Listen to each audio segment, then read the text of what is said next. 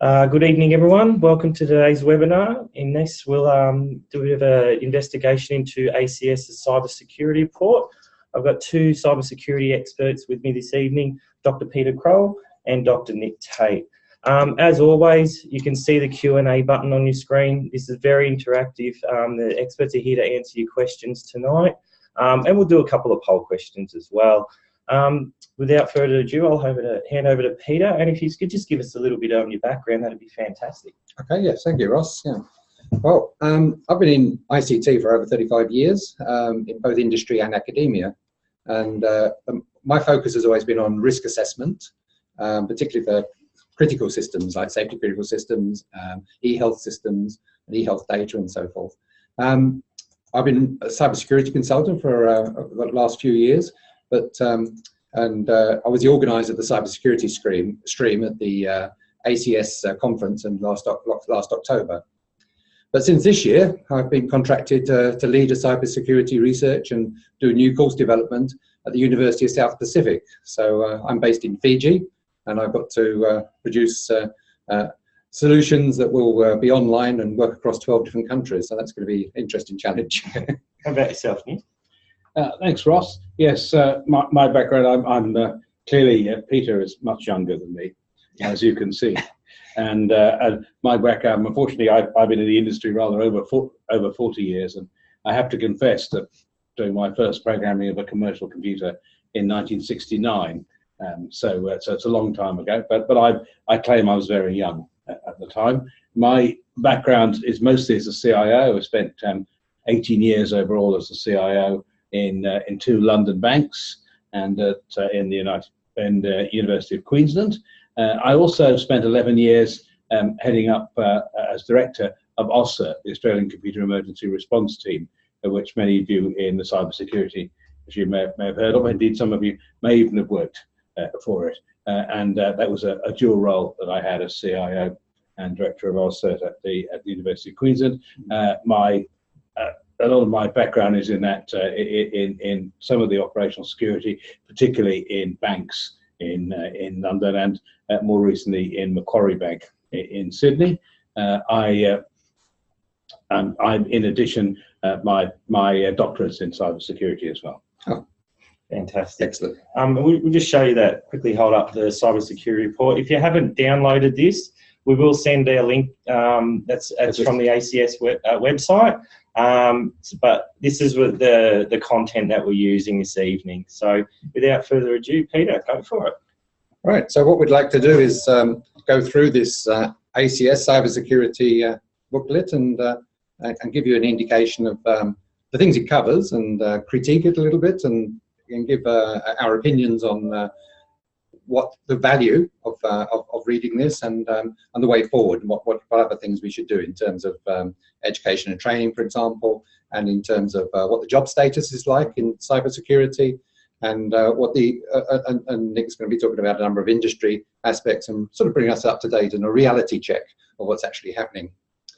So this publication is really a very good introduction. It sort of shows the breadth of the problem.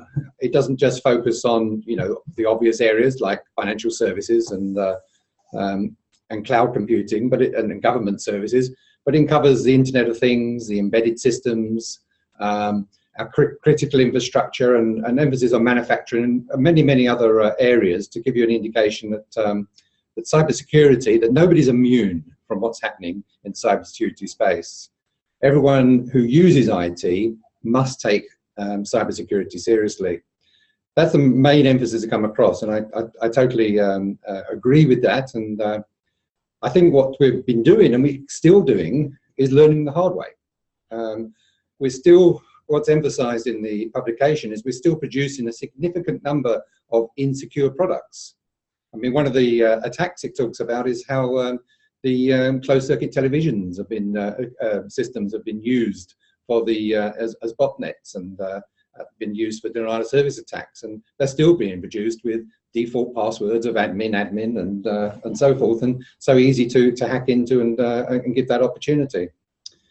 The other thing is it covers all aspects. It doesn't just look at cybercrime, which is cybercrime for profit, and looks at cyber espionage, espionage, data manipulation, and other parts of that. So what I'd like to do at this point is bring Nick in and talk about cybercrime and bring us up to date on what's really happening in this space. Well, there's a range of different aspects of cybercrime, Peter, but I might just concentrate, just look at a couple of examples. Excellent. Initially, perhaps in the data breach environment, and we can talk about how it might affect other areas. But I want to explain why these are really quite valuable to cyber criminals, and we'll talk about a bit of the infrastructure in the background. So the first, many of you no doubt are familiar if you've been in this environment, was when let's take as an example the Office of Personnel Management in the US, because it gives us some interesting insight into how things went badly wrong. First of all, ultimately this is estimated to have they've lost, or somebody has accessed and copied, 21.5 million records. The Office of Personnel Management holds the personnel details, the HR details for the employees of the US federal government, of whom there are a lot, including the Secret Service. And so it's obviously it's disappointing to lose this data. Now, whoever it is that's done it, and there are many speculations, and I won't get into that, but whoever it is, what's interesting is that the first instance, one day, the office of this particular group came up and said, we think we've lost about, I think they said about 4 million records. Somebody's hacked it recently. And then the FBI came back and said, well, actually, you've been hacked for a year. Oh, yes. And it's more like 18 million. And then they revised it up to 21.5 million, of which 5.6 million, estimate roughly, were fingerprints. Wow. So obviously, if you're in those circumstances, you're a bit disappointed to have your data being at large. So what the interesting, you might say, well, that's interesting, but could it happen to anyone? Well, maybe, but they brought it on themselves. This particular organisation, it's a public sector organisation, of course, is audited every year, as most public sector organisations are, and it was audited, and the auditors had been telling them since 2009 that their systems were not up to scratch. So why weren't they doing something about it? By the time they got hacked, about 11 or 12 of their 47 odd systems were deemed to have they've actually done something to it. So the issue for us is to think about is, how do you get the message across to those who are deciding on what budgets and what investments to make? Ultimately, how do you get the message across to say, well, we do actually need to spend some money on upgrading these systems, otherwise this is exactly what happened. You might say, well, is there a consequence? Well, there was. The director of this particular organisation, who'd been appointed by President Obama early on in his presidency, was saying very publicly, it could happen to anyone, it's not our fault. And then she was invited to talk to President Obama, and at the end of it offered her resignation, which he instantly accepted. So these are examples that those of nobody, of course, on this call as members of the ACS would have been involved in the Ashley Madison data breach, but this was a private sector organisation where they simply took the wrong course and held data they shouldn't. They got hacked, and they've got a $760 million lawsuit. By the way, the Office of Personnel Management has a $1 billion lawsuit against them. So the final part on that, really, on organised crime is, why would you do this? Why would you steal it? Now, you could argue this was a nation state. I won't suggest that it might have been, but some would argue that it might have been. But organised criminals do this because they can sell the credentials. In the market right now, the cost of, for example, credit card details runs from 50 cents to $20, a passport $1 to $2, custom malware $12 to $3,500, and you can get malware as a service now with your own help desks. And this is even advertised, isn't it? That's right, and sometimes in Russian, but advertised with service level agreements. I'm not certain about how the performance is enforced in the organised crime world, but nevertheless, there are real values in this information, and that's why people are doing it. And this is one of the biggest areas of crime that we need to consider, and one of the areas we have to get across to the boards of companies to say you must invest appropriately to ensure that you are protecting yourself. So looking back at the publication again, what we've done here, it's in this webinar so far, is what normally happens is we start with a scare story. It's like, this is a scary world we're in, and so is the publication just doing that? Well, it does get to the real, it is scary what's happening, but it's actually getting to the real approach, the awareness. This is the important thing, that people are aware of the scale and the magnitude, and the fact that, even areas where you think you might be immune, for example, ransomware. Now, people might say, well, if they lock up my system, what's going to happen? Well, now one of the big growth areas is ransomware scams, where they're not actually locking up the system, but people are paying up because they're frightened that they may do. And so even people who haven't got the ability to do it are cottoning on to the fact that it's so scary what might happen in these circumstances, they're prepared to pay up to prevent it happening, which is interesting. So the other thing that is emphasised, which I think is important in the publication, is that it's quite often these things are a multi-staged approach. All right, an ID theft isn't necessarily going just necessarily for your ID for the purpose of cybercrime. It could be a means to an end to to get to the system or get to another system, or people who are using that system as a multi-stage approach. And that's emphasised quite well in the publication, and it explains how don't just think about the single threat. There are threats within threats, which it cascades. So the other thing it discusses the challenges with IT staffing. What should you do? Where should you go for good staffing? That's one aspect.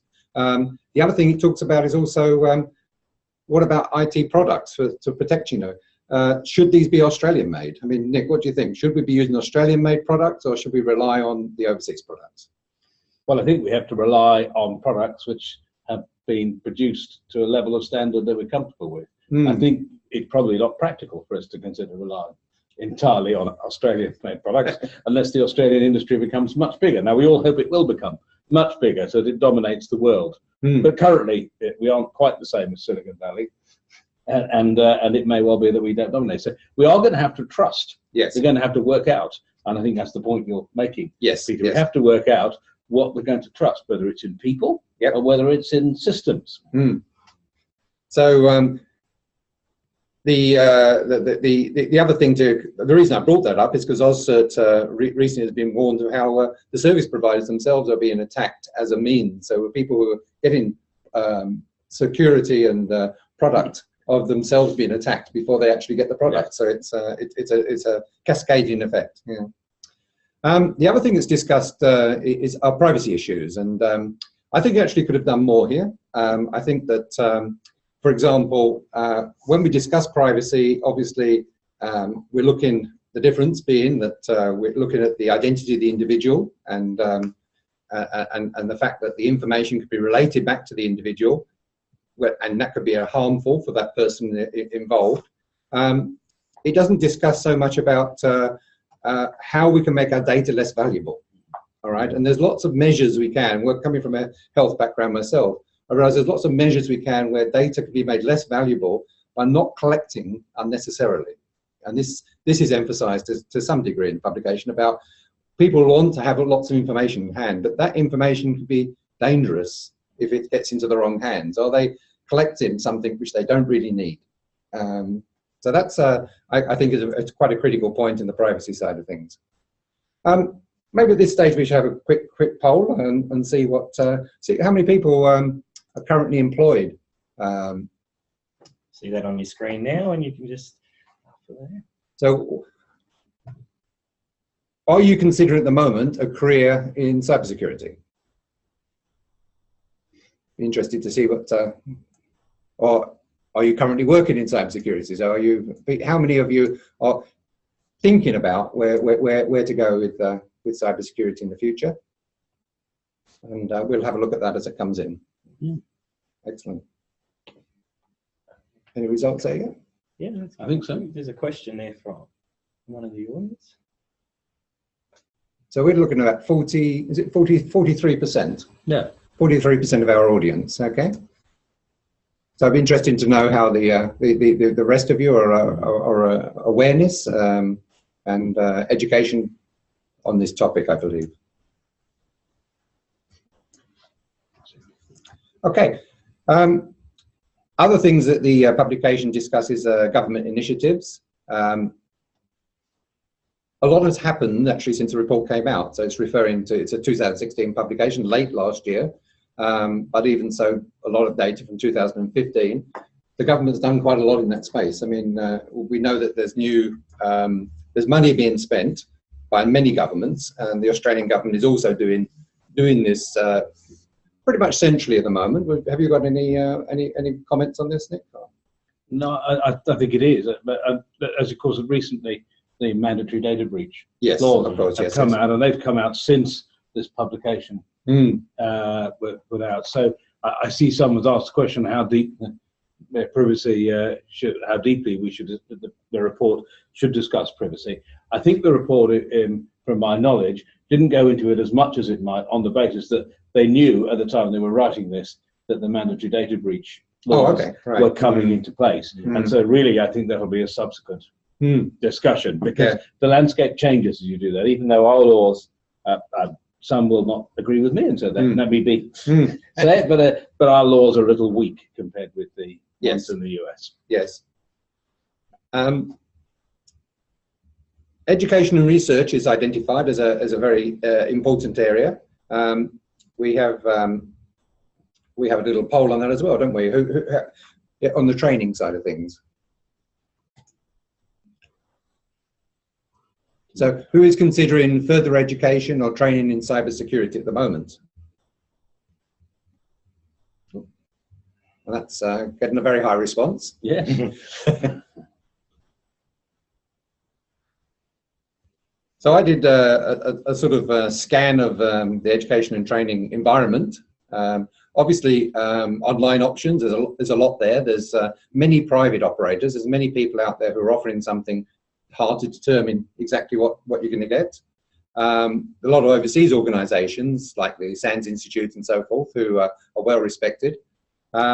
Universities, there's a range of universities, USW, Macquarie, Deakin, QT, JCU, the last two being the Queensland ones. They do everything from bachelor's, master's, postgraduate diplomas. We have things like digital forensics, strategy, operations, industrial control systems. But of course, that's a much more involved, if that's something, if you're looking for your career. Government initiatives are bringing up education centres. There was a fair bit of money spent on that, so we're waiting to see the outcome of that. The other thing is, I think if you're in the ACS, have a look at the video library. We've got 33,000 video titles in there. I did a search on cybersecurity and I got 0. Now the reason is they were under security. So you just type in the word security and you'll find over 2,000 video titles, which are covering security from the network side of things, from the risk assessment side of things, right down to the sort of technical how-to. And so as ACS members, you've got access to that information, and there's a lot of information out there. I think finally, in the publication, what it does do is it gives, at the end, it talks about the 5 pillars of support. And I think we'll just have a quick discussion around those.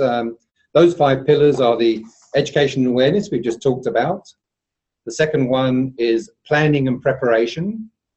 The third one is detection and recovery. The fourth one is sharing and collaboration. And finally, ethics and certification. So let's have a think about the education and awareness. What was the result on the poll we got from? So 70%. Yeah. So there's a lot of demand at the moment for quality educational materials to help people understand this topic. Yeah. And I see there's a question on are there any certifications available in cybersecurity? And Peter would know these intimately, of course, but but there are certainly some mature certifications from the US. The various certifications from ISC squared. The most popular, I guess, one and most well known would be CISSP. And there are certifications from ISACA and CISM and others in that area, but that's probably the most well known of them. And there's some that specifically looking at things like penetration testing. Yes, and, you know, from Crest, for example, Yes, which is yeah. an Australian, or no, British, I think, and then with an Australian arm organisation. Others are getting into this space, but those, as I said, are probably the most complex ones. And it's quite possible that the ACS will get into this space in future as we evolve the certification mechanisms. Yes, excellent. I did a quick search on the job front, and certainly it's probably one of the most in-demand roles at the moment. I did a quick look through seek.com and .com.au, and if you put in security, you get 5,000 job hits. But then, of course, you have to realise that there are security guards wanted as well, so you have to filter those out. But you still got 3,000 jobs across Australia in information security. If you filter those out to people who are offering over 150,000 a year, there's 1/3 of them, 948 jobs in that space. You know, so it's a lot of high-level positions. For Queensland, it's 344 jobs, and 1/3 of those in the 150k bracket. So it's fairly representative, consider the population of Queensland versus. So there are a lot of jobs in Canberra, a lot of jobs in Sydney and Melbourne, but there are jobs here as well. And for the population size, the competitiveness is about the same. Planning and preparation, Nick, what would you? Well, just probably thinking about some examples. I don't. There are many ways that when a cyber incident hits you, and that was something I learned very much from working with OSCERT. It's almost too late to be doing much planning and preparation. Things move very fast. Things move so fast that you really you have to have had some plans. You really, or get some help quickly if you want to react with them. Otherwise, everything's been driven on the spur of the moment. A good example of one organisation, I got served with as it wasn't to do with us as it happened, it's a third-party arrangement, an Anton Pillar order. If you've never had one of those, oh dear. that's two solicitors from the federal court turning up on your door, telling you to provide some information, and you've got 30 minutes to do it before they hold you in contempt of court, I think, very roughly, paraphrasing it. Yes. That can be daunting if you've only just started your first cup of coffee of the day and they've arrived on your doorstep. But that's not the time to be planning your strategy to deal with the incident. The point about this is, if you plan to deal with this, if you have people who are going to deal with incidents, if you are monitoring, if you understand what you will do in the event of an incident, how you'll handle if something could go external, how you'll handle communications, how you'll handle the operational aspects of it, how you'll deal with the downstream effects of it, then you are really going to find it a much better experience. Otherwise, you're going to find that under pressure, it's very difficult to make the right decision. Yes. And that's part of the point, I think, that's been made here in planning preparation. Believe me, having been in that situation, I can tell you it is very helpful to have some planning beforehand. So that's planning on how you're going to approach cybersecurity problems, and also planning on what to do when absolutely when what something goes happen, wrong. What are you going to do? And of course, the other fact that needs emphasising is that most people don't discover their own breaches. They're discovered externally. And it takes a long time. It can take up to 2 years before people even realise that they've had information breached. Think of the Office of Personnel Management I'm just talking about. They came back and said, we think we've been breached, and the FBI came back and said, no, you've been breached for over a year. Right. So detection and recovery, that's what we're talking about there. Having the effective tools for detection, and what are you going to do to recover? I mean, I've had discussions for things like ransomware. I often have discussion, and it surprises me how many people don't understand a strategy they think there's no strategy for it except to improve their outer defenses, without realizing that the danger they put themselves in is by having an online backup and not having any other form of recovery, which is the whole system gets locked down. So it doesn't take a lot. There's a lot of advice out there on how to deal with these issues if you're planning for it. Don't wait for it to happen, because the only option you got there is to pay up and and then you might find that it was just a spoof one anyway. Or they didn't keep their word. Or didn't keep their word. It would be a surprise, wouldn't it, if you found criminals who didn't keep their word. That's right. Sharing and collaboration is a tricky one, because obviously people should be reporting things to like OSCERT and keeping the communication going. But with companies, you know, you've worked in many companies. Do they want to share their cybersecurity? Well, they do, actually. And many of them do. So I think it's important to understand that sharing is both, particularly in private industry, because of the difficulty sometimes of collusion, or perceived collusion, but more importantly, of confidentiality issues. It's nevertheless extremely important to share the information. CERTs do that particularly well, whichever CERT you choose. Yeah. I mean, which is CERT, there's CERT Australia, which is the government. So there are commercial CERTs. Companies have them, for example, and these are really where they're industry-wide CERTs, and that's difficult. I mean, just if you were a company X CERT, that's great, but what you're going to do is share within the company, and that's much easier within a single legal entity.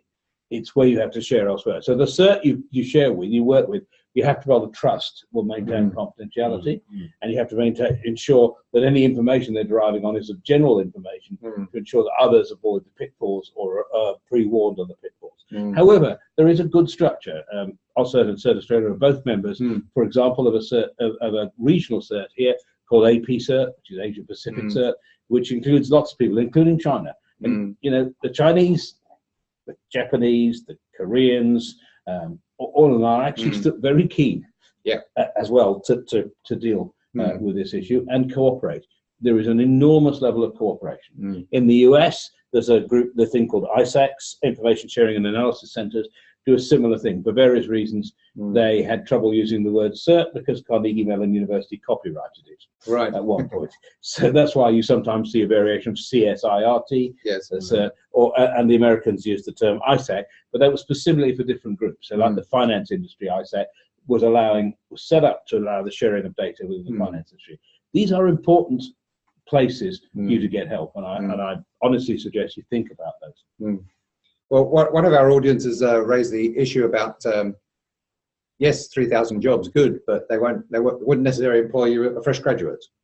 And that's an interesting issue, isn't it? And it's an interest, and you're right, and whoever's raised it is sorry, I can't see that well on the screen. My eyes have clearly spent too long in the IT industry to see the screen, the size of the screen, and who therefore gave us that one. But it is actually and it's a problem that isn't just in the cybersecurity domain. No. It's a problem in the information technology domain as well. They all want 5 years experience. It's X, 2, 3, 4, 5, or whatever it is years experience. So that's nonsense in some of the cybersecurity areas, because we simply couldn't get enough people.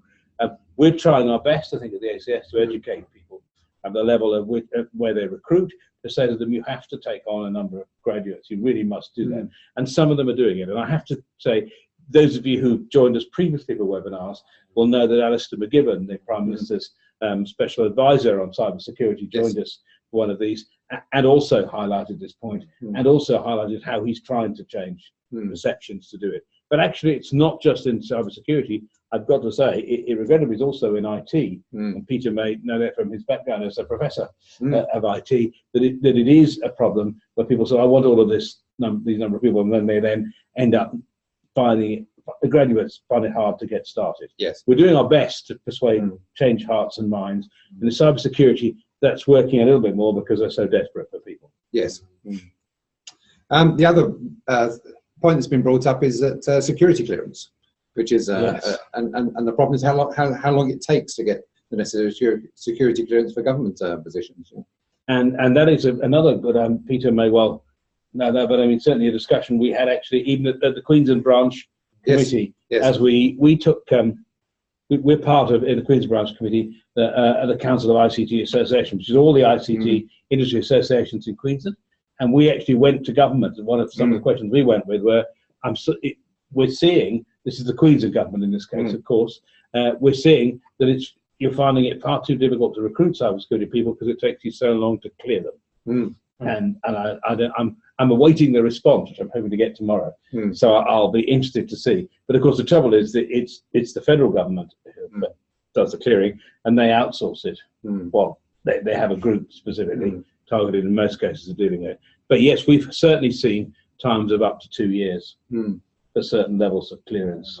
And I mean, and sometimes it depends on how they do it. But sometimes, take an example, a fine gentlemen here are probably, well, actually, you weren't born in Australia either, were you? No. So actually, only Ross may have been born in Australia. Peter here would have been born in the UK, I think. That's right. I was born in India, and getting security clearance ends up being quite a lengthy process. Yes. And you know, much of Australia's population Yes. it has international links, so it does sometimes take a long time. We're doing our best to make representations to government as the ACS to say this needs to be improved. I hope they'll listen. Then the fifth pillar, it talks about ethics, and of course, what we're looking for is the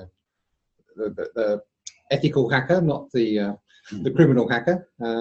And I often have this discussion with my students. I say, well, why wouldn't the temptation of going into there's so much money to be made in cybercrime, but the issue is that I often talk to them about is that, well, that's a very short-term view. You're looking at a career for life, and you're going to ruin your career if you go down the wrong path. So the ethical path, which builds you up to a good career over a long period of time, is worth much more and much more satisfying than going down the criminal path, which is short-lived and can throw you in jail. So it's from that sense, it's a viewpoint, But getting certifications, the other issue that talks about that. We've discussed that that already. Yeah. So we do have. What was the final poll? Let's have a cybersecurity response. Okay, so we just want to see whether people who in the audience has direct responsibility for cybersecurity protection in an organisation. So.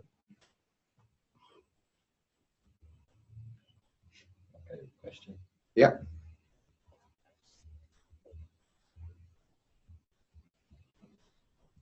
So it's around, what are we getting around about 20%?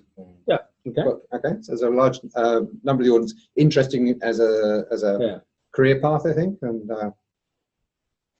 so 20% would have direct responsibility. Yeah. Yes. And 80% if you can't tell us. Right. So that covers the key points. Anything else you want to bring in, Ross? There's some phenomenal questions coming through. Excellent, You might want to answer those. I just need to look at them again. Thank you. Yes. So we covered the certifications.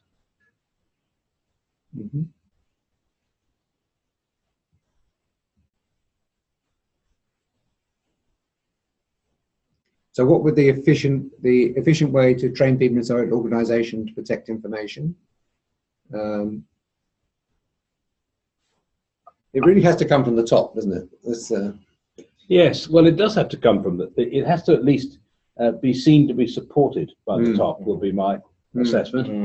We've all seen, probably we've all seen in IT situations where, you put in place, I'm just picking at random something, a great password policy. Yeah. But the CEO says, I can't be bothered with this. Yeah. I'll be an exception. Yes. No, I'm not suggesting any of you on this call would have a CEO like that, but there are some who might do that. And what you get immediately is people say, well, if the CEO doesn't consider it important, that's it. So if you don't actually get the support from the top, this thing, the awareness campaign, the campaign of trying to persuade people to do things is just not going to get anywhere. And I think people, and that's a problem. I think people should feel more confident about calling out bad practice as well. Yeah. Someone sticks the password on the screen or tells somebody else their password. In the same way that if someone was littering or doing something else which was socially irresponsible, and you might want to, intervene. I think people should intervene more in their organisation and say that no, it's not acceptable. And for these reasons, because it's putting you at risk. Yes. As well, when the organisation, it's not just putting the individual account at risk, puts the whole system at risk, and your projects as well. Absolutely, yeah, that's right. And you actually need to call out bad practice. And actually, I mean, I said I've been a CIO for some while. I've been a CEO as well. But as a CIO, I have in the past fired people who have not, have very substantially disobey the security practice. Ultimately, I mean, nobody likes to fire anybody. I certainly don't like to do it. But ultimately, you sometimes have to say that there is a line here, and this is very serious. And if you don't treat it seriously, then why would anybody else treat it seriously? Good point. So we've got a question here about where we find the publication. Yep, so that's on the ACS website, and we'll also put a link into the email we'll send out with a link to the recording, and it will contain a link direct to the website, so you can download a copy yourself and have a read of that. Well, I've got a bit of a question. So it seems like it's a cultural change, but it also needs to flow into strategy and budget within a business. It's not just a matter of saying, we're going to change the way we do our passwords or simple fixes. It's almost a complete remodeling of your business and how you approach it to a degree, and identifying where your targets are, or where the opportunities are for someone to breach you. Where do you start if you're a business? Well, you actually need to start with any business. You need to identify how you're going to govern. It's easier to start talking about, say, governance. Everybody says, "Oh yes, that governance is just one of those airy-fairy things that lots of people are doing." So I don't believe that. Please, I'm just saying that you do get these comments back. In fact, in cybersecurity terms, governance is extremely important, and the reason it's important is that sometimes it's just left to the CIO, and that's actually quite unfair on the CIO. The CIO's job, is an optimistic one. He'd like to develop a system, he'd like it to work, he'd like it to help disrupt or improve or do whatever it is to the business. And he or she and each of that CIO will want to contribute in that way. It's not particularly fair to get them to think of all the pessimistic things that may go wrong in terms of the risk assessment. The issue is that cyber security issues are risk issues. Yes. They're not IT issues themselves. They're highly informed by IT, they're implemented by IT, all of that is true, but they're not IT issues per se, they're issues of risk. The people who need to be dealing with the issues of risk are the governing executive management and governing body of any organization, because they do the trade-off. If you are going to put in a new system, let us imagine, taking Peter's earlier example, where you're putting in a system with a lot of private information in it, have you got the controls in place? Have you genuinely got the controls in place to ensure that that you are minimizing the risk of having that data stolen? How have you proved that? Have you done some testing? Have you done the right level of penetration testing? Have you done the right level, all sorts of testing to make that occur? Those are all things that mitigate your risk. How much are you prepared to spend? Now, that's not a decision for the CIO. It's not even a decision normally for the IT committee. It's the risk committee has to say, and how much am I prepared to spend to mitigate that risk? And what's the trade-off? And if I haven't mitigated that risk, because some risks are too expensive to mitigate or too difficult to do, then have I found a means of managing it? Do I have an incident team? Do I have, for example, have I taken out cyber risk insurance? Yes. I mean, just as a thought for everyone, just as a question, in your own mind, don't need to put it on screen, but in your own mind, where do you reckon in Lloyd's of London, who are the world's original, and I think probably still largest, if not or close to largest, reinsurance group, where do you think cyber risk issues sit on their top 10? After your deep thought, I'll tell you it's number 3. Right. This is serious stuff. Yes, this is enormous industry. So cyber risk insurance. Now, how many organisations in Australia? Actually, relatively few seem to carry much cyber risk or to have thought very much about it. And so that's one of the management issues. After all, if you've just been hit and you have to spend $5 million on fixing the problem, do you want to do it yourself, or are you going to? Yes. Are you going to hope to have some insurance to cover it? So these are all issues. So the point is, with any company, you have to first assess what your risk across the company is. You have to identify what makes sense from a cost effectiveness, cost benefit, ROI purposes, where you want to get to. That's called your target profile. And having done that, you then put in a plan to do it. And your governance body has to fund that, has to decide to fund it, and has to work out the risks of not funding it or managing it. You don't do it as a governance body. The CIO, the CISO, and others do it. But if you don't make it happen, then the chances are you're flying blind as any governing body, and you're the ones who'll be fired. My experience when people do analysis of risk, and they don't necessarily do it thoroughly, is that they only look at one aspect of it. I mean, risk has both the impact and consequences, and so there's a lot of focus sometimes just on the impact. The likelihood. Sorry, the likelihood and impact is what I should say. Likelihood and impact. A lot of focus on the likelihood. You know, what's the chance of this happening, and not so much on the impact and consequences of when it does. You know, how and that comes back to looking at, well, how am I increasing my risk by having more information in out there than I need, and for the convenience purpose reasons. You know, and so take that Ashley Madison case. Yes. Where here were people who were, you could argue people who were already in a committed relationship, wanted to have further relationships outside those committed relationships. Now, whether you regard that as good or not, I'm not making a judgment on that. I'm merely saying that the security approach they took was abysmal. They said they charged people 19 Canadian dollars, I think it was. I mean, US dollars, I think it was Canadian dollars, to delete their records, because after all, people have put people onto the system for prank purposes as well. So it wasn't just people who had registered themselves. Anyway, they still charged them $19 to delete it, and having charged them, they didn't delete it. They left it on there. So and they did that for convenience, administrative convenience purposes. So when, and this is a risk issue, isn't it? Somebody should have been assessing that risk. So when somebody hacked it, they got everything. Yes. Including all the people who paid to delete it. You could imagine how expensive that's going to be, but it's not going to worry the CIO and founder, because he's not there anymore. They fired him. Right. And we've spoken about, I suppose, the responsibility you can take. And Peter, I've heard you talk about cameras and devices.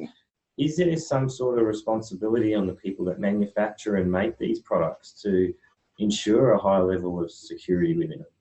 Well, I think it's going to come. I mean, it's going to be at some point. You're going to look for the little sticker on there that says that this has met the necessary security standards, in the same way that you have the electrical standards and other things. I think it's going to have to come, because there is. I mean, there's two aspects to it. There's one is that they haven't got security in mind. They're providing, with the Internet of Things, we're providing more and more fairly powerful capability in processing capability, and even things, the Fitbits and all the other sort of devices, wearable devices. Are they? They're all access points into this global internet.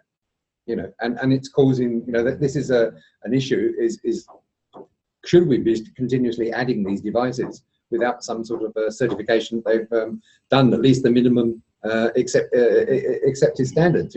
So I think we need to have a look at those standards that's going to evolve over time. And the laws, I think, that are going to put more pressure on that to occur. The other thing is that they have defaults, and it still amazes me how many people, even with their home routers and Wi-Fi, they just got the default. They've never changed the password. They've never decided, or even the name of the device. And it's so they left it open. I mean, I think having the default is there's not a. It's easier for the manufacturer, but it's just such a. Every device should come with a password that has to be changed first time around you use it. I mean, it's a simple thing. It's not it's not rocket science. Somebody, I think, has a bit of question here about asking about if there are design standards. Well, there are, but they tend to be at the government level. Common criteria standards, and they're more like military grade standards. And what it does mean is that the product, because it costs so much money to test them, the products who've gone through that tend to be lagging somewhere behind. So people tend to use the consumer-based products, which have much greater functionality because they haven't gone through that process. So I think it's an area where we're going to have to find better ways of doing it. I see someone here made the point, and I think it's a very good point. High security is not always happening in industry because of the cost, and you can spend, I think someone said, $10,000 to implement security, protect $1,000 cost of data. And that's the point. You're absolutely right. And that's the point that I was making about risk. You've got to assess what the risk is. In a university, to take that as an example, because it's an easy one for us all to take, we all know about it, is that in the event that you want to protect, for example, the private data of students and the marks and other things that they're getting, some of this needs to be protected. So, if somebody starts hacking in and changing their marks. That's considered quite disappointing from an academic credibility point of view. On the other hand, the bus timetable for the intercampus bus thing may actually be rather less risky. If ultimately the North Koreans were to hack in and get them, it may not be the very biggest concern to the university. As you rightly say here, you've got to assess the risk and reward, but it doesn't mean you don't want to be prepared if something goes wrong. So you may not be able to afford to fix it because it's just not worth it, but at the same time you can have a backstop, which is a combination of how you manage it, incident management at the back end, which you've thought about in advance, and for example, measures like cyber risk insurance, which say, well, if I do get a problem, that's a problem. So think about a house. You put in, you know, most in Australia, we have locks on our doors, we have fire alarms, we're meant to do that, and sometimes we have security monitoring.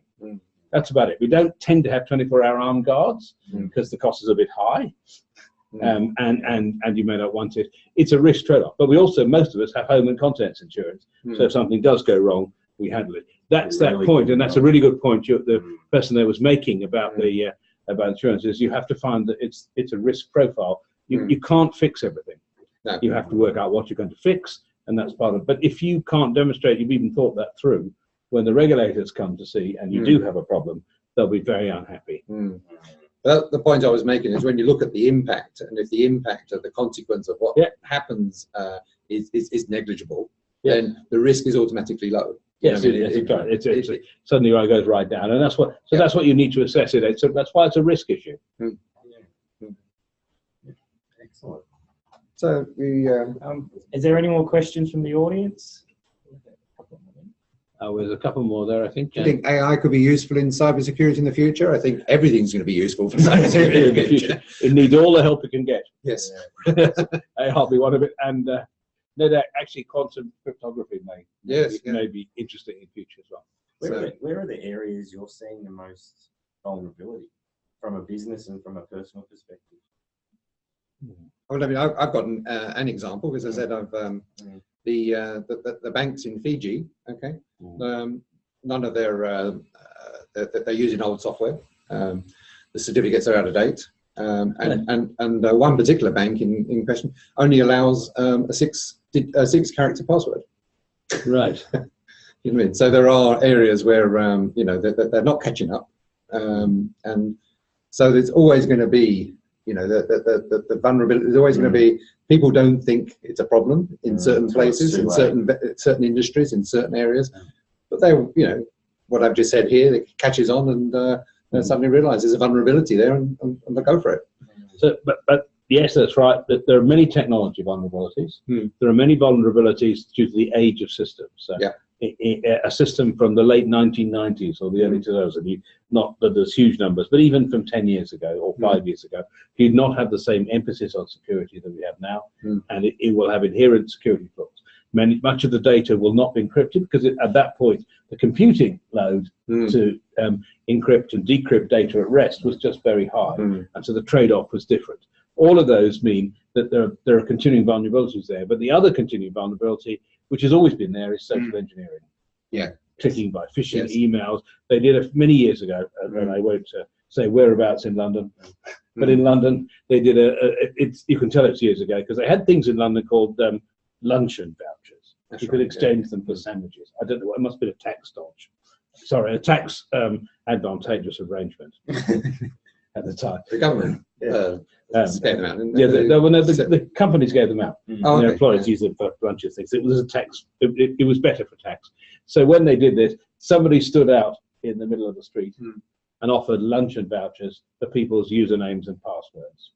They got a very large number. Wow. For a modest investment in luncheon vouchers. So social engineering will always be there. And it's one of the things that you need to try and work out how you detect and monitor and educate people for. I think the only other ones that I've seen there, I think there's someone talking about asking about how to go on to obtain enough how we're going to get enough certified professionals when it takes quite a bit of experience. I think that's an issue that the industry is going to address. I do know that Alistair, as the Prime Minister's advisor, is thinking about that, and we're trying to help with a cybersecurity task force within the ACS think about that as well. how do we get to the point where we get enough cybersecurity professionals? We're going to have to find a different approach than just the only traditional route. We're Yes. going to have to do other ones. I don't yet know what they are, but I do know that people are trying to work that through. Mm. Okay, look, if there's no more questions, I think fantastic. It's been a great webinar. It's the first one we've done where we're all in the same room, so it's great. Yeah.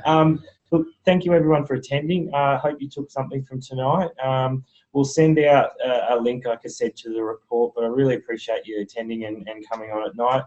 We do have another webinar tomorrow with Andrew Johnson, the CEO of ACS, and he'll be giving us a bit of an insight into the landscape of the IT industry from a national perspective. So that's a phenomenal one, and an opportunity for our Queensland members to have a direct communication and discussion with the CEO. So please register if you haven't had a chance, and if not, we'll look forward to seeing you around.